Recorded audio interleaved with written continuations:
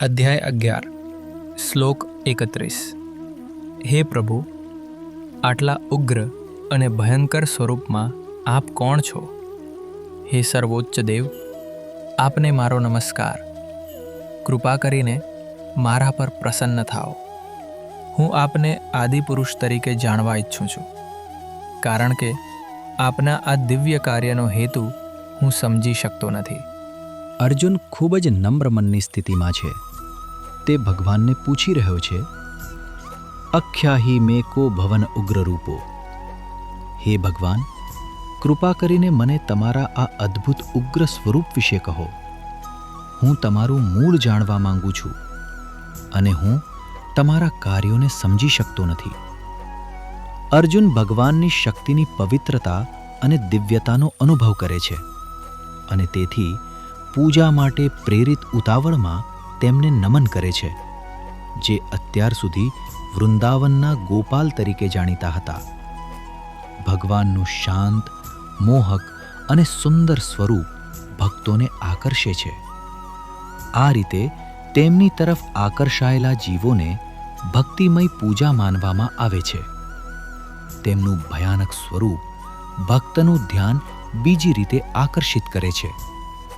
તેમાં લીન થવું એ પણ એક પ્રકારની પૂજા છે.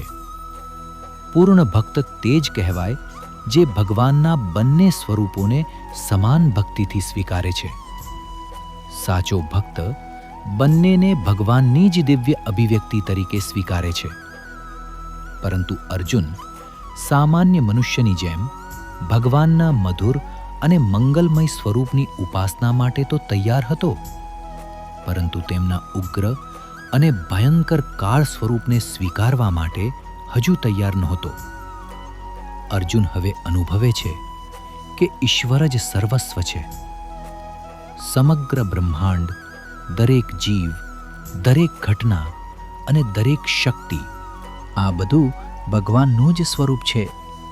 આ મહાન સત્યનો તેને હવે સાક્ષાત્કાર થયો છે.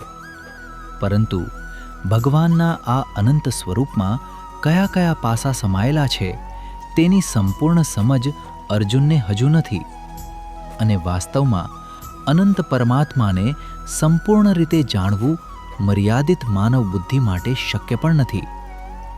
અર્જુનનો પ્રશ્ન માત્ર જિજ્ઞાસાથી પ્રેરિત નથી.